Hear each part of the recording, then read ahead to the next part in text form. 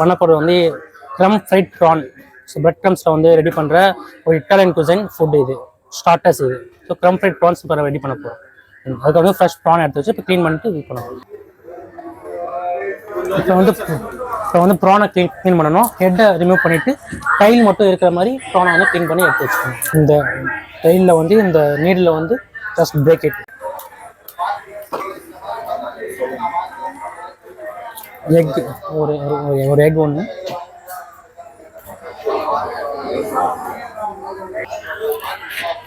Half lemon வந்து squeeze பண்ணிக்கணும்.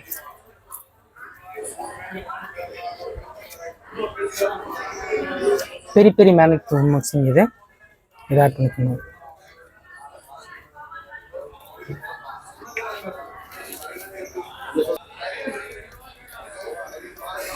Salt வந்து நம்ம தேவையான அளவுக்கு நம்ம சால்ட் ஆட் பண்ணிக்கணும்.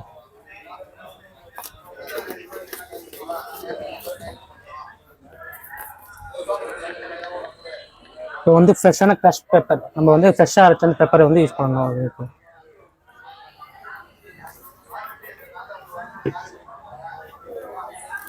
Mustard sauce, white mustard sauce வந்து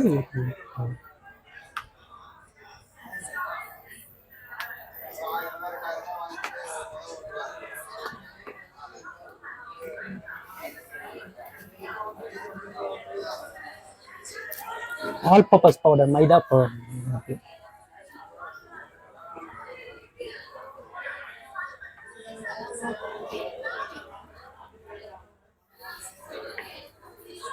கேன pepper,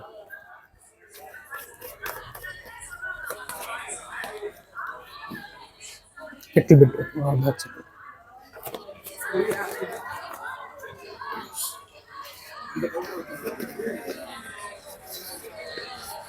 Dried oregano, the small portion of dried oregano.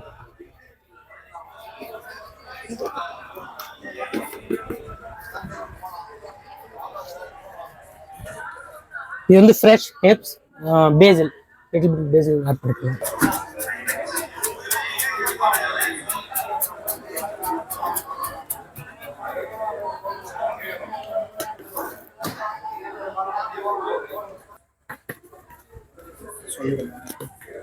எல்லா ஹெர்ப்ஸையும் வித் மசாலாவோட மிக்ஸ் பண்ணிக்கணும்.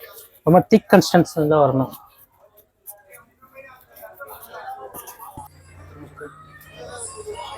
ப்ரானை கையில் எடுத்துட்டு ஜஸ்ட் பேக் சைடில் ஒரு சின்ன நைஃப் எடுத்துட்டு பேக் சைடில் வந்து சின்னதாக கட் பண்ணிவிட்டு இதில் வந்து பிளாக் கலரில் ஒரு இது இருக்கும்.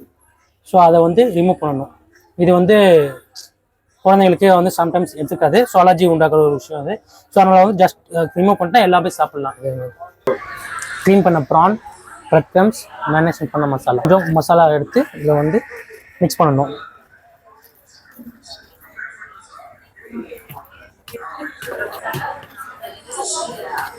நம்ம லிட்டில் பிட் மைதா,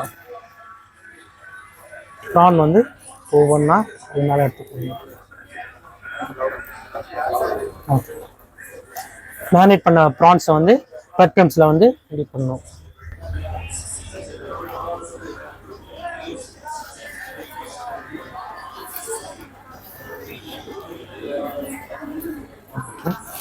இந்த மாதிரி ஸ்டிக் எடுத்து இதை வந்து பிரெட் க்ரம்ஸில் வந்து நம்ம இது பண்ணிவிட்டு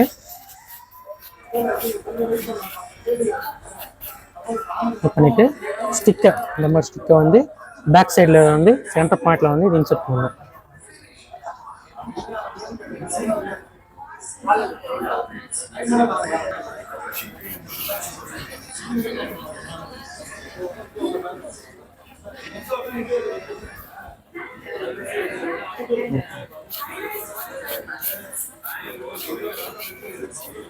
ஆல்ரெடி ஆயிலை வந்து நம்ம 180 டிகிரி ஹீட்டில் வந்து நம்ம ஆயில் ஹீட்டாக ரெடியாக வச்சுருக்கோம்.